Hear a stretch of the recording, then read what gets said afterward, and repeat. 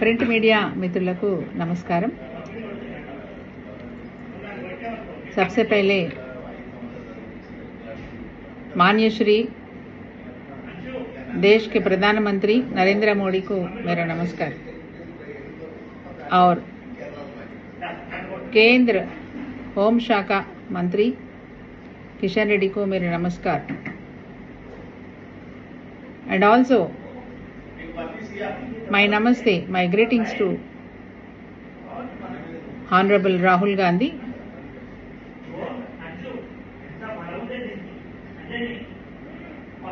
मेरा विनती है आपसे, हमारे तेलंगाना में एक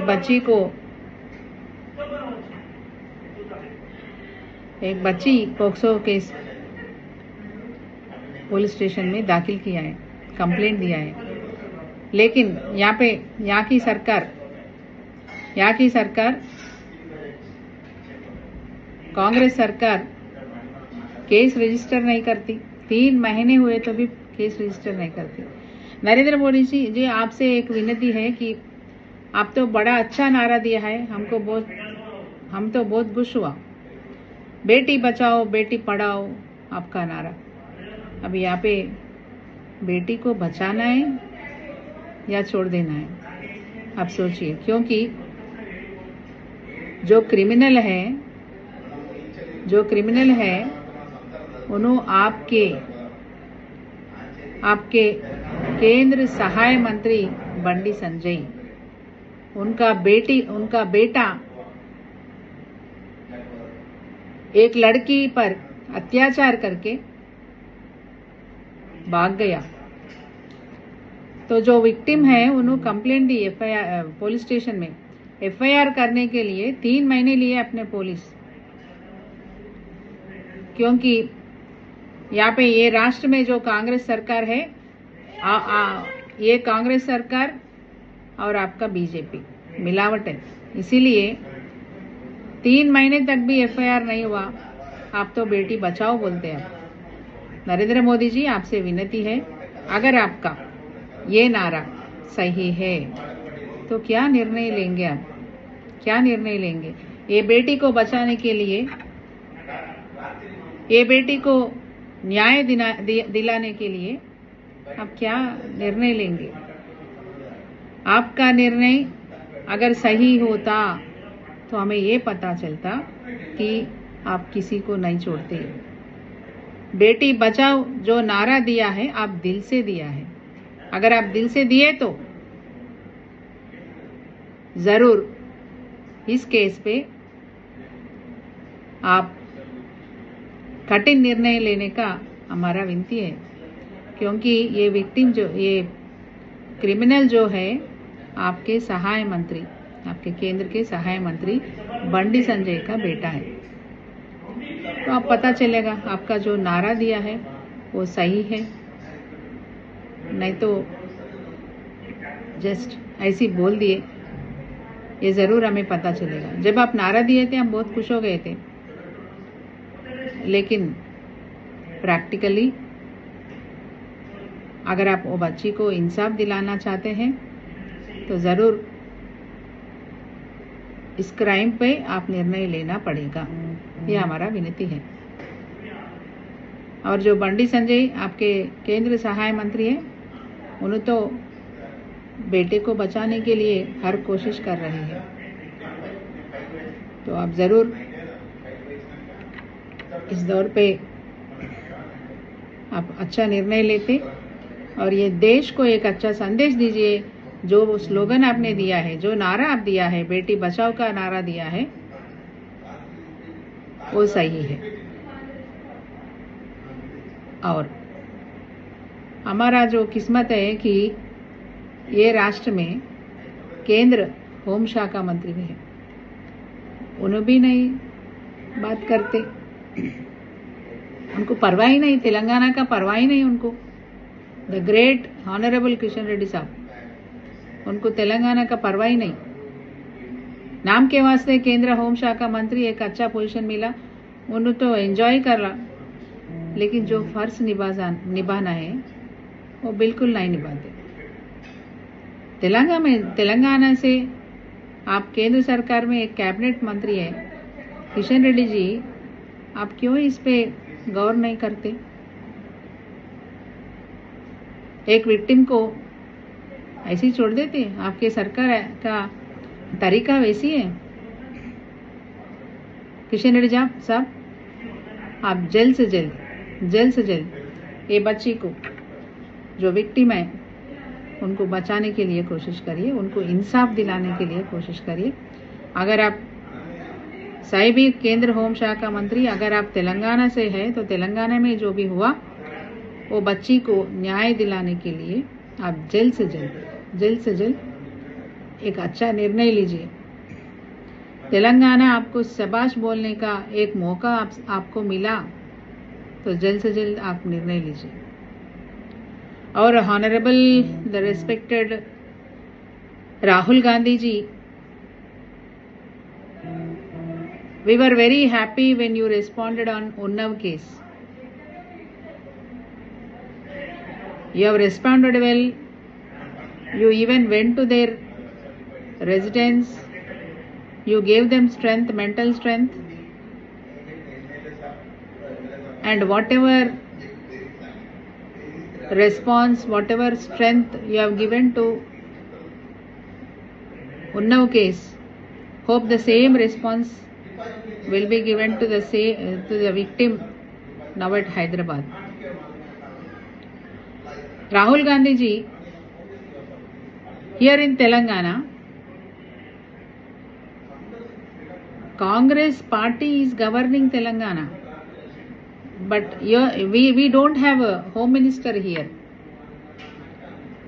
It's very sad to say that we don't have home minister here. Please respond, Rahul Gandhi ji.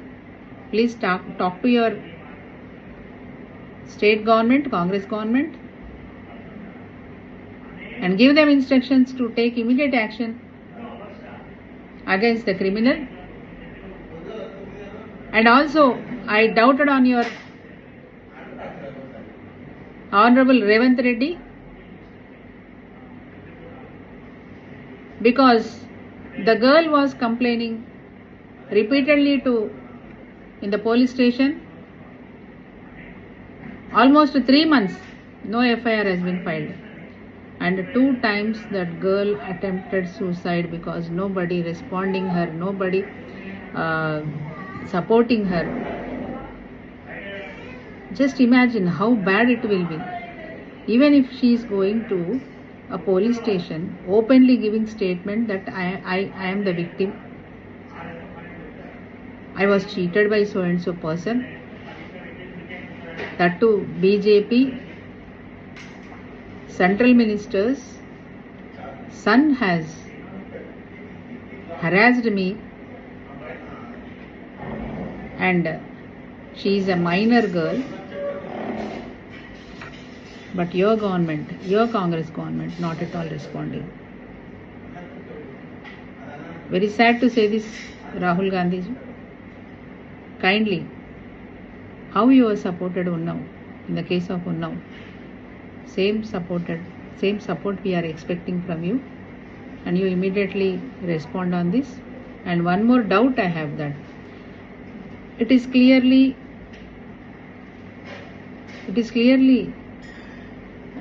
we can see that how BJP and Congress both are, how friendly they are behaving. When a criminal is a son of cabinet minister, this Congress government doesn't want to take any action against BJP leader, that is central government son's crime. So you please understand what's going on in this state. Whenever you are going to other states, you are targeting BJP. But here, BJP and Congress both are sailing in a friendship boat. So please respond. And ikkadunna Revanth Reddy gariki, అయ్యా మీరు హోంశాఖ మంత్రిగా బాధ్యతలు చేపట్టిన తర్వాత అనేక మహిళల మీద అత్యాచారాలు, అనేక విధాలుగా మహిళల్ని బాధిస్తున్న సంఘటనలు ఎన్నో ఎన్నో ఎన్నో జరిగినాయి, వేలల్లో జరిగినాయి. ఒక్కనాడు కూడా హోంశాఖ మంత్రిగా మీరు పట్టించుకున్నది లేదు, చూసింది లేదు, ఒక రివ్యూ పెట్టింది లేదు. కేసీఆర్ గారు మీద మాట్లాడటం బాగా తెలుసు మీకు. ఎట్లా పడితే అట్లా మాట్లాడతారు, ఏ భాషలో అంటే ఆ భాషలో మాట్లాడతారు, అనర్గళంగా బూతులు కూడా మాట్లాడతారు.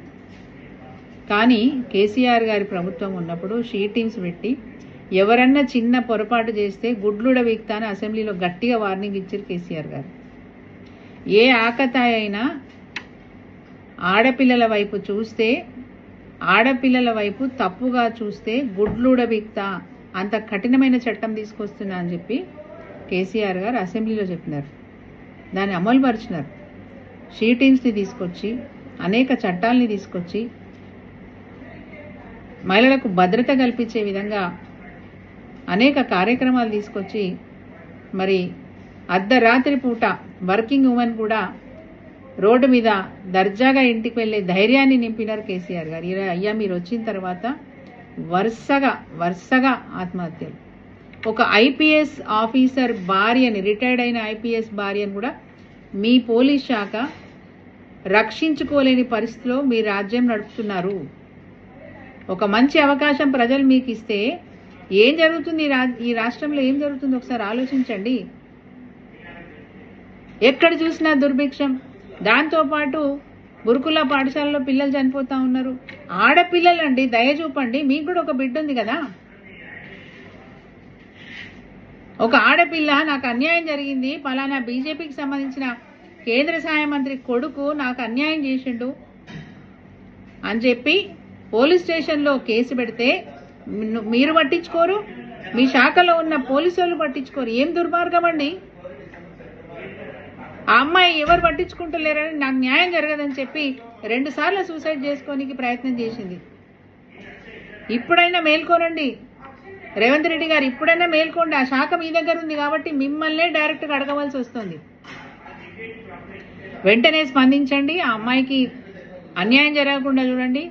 దాంతో పాటు మీకు నా విజ్ఞప్తి, దండం పెట్టి చెప్తున్న మీ విజ్ఞప్తి, ఈ రాష్ట్రంలో మహిళలు కానీ ఆడపిల్లలు కానీ సురక్షితంగా ఉండాలి అంటే మీరు శ్రద్ధ పెడితే సురక్షితంగా ఉండే అవకాశం ఉంటుంది. ఏమున్నా అద్దేస్తా, ఇద్దేస్తా, ఇది చేస్తా, అది చేస్తా, ఎంత చేయి, నువ్వు ఎక్కడన్నా చెయ్యి, ఏమన్నా చెయ్యి, ఇక్కడ ఆడపిల్లలకు రక్షణ కల్పించకపోతే ప్రజలు మీకు ఇచ్చిన అవకాశాన్ని మీరు సద్వినియోగం చేసుకున్నట్టే. వెంటనే రెస్పాండ్ కావాలని చెప్పి డిమాండ్ చేస్తున్నా, రేవంత్ రెడ్డి గారిని డిమాండ్ చేస్తున్నా, ఒక ఆడపిల్లల తల్లిగా డిమాండ్ చేస్తున్నా. మీరు వెంటనే స్పందించండి, దీని మీద సీరియస్ యాక్షన్ తీసుకోండి.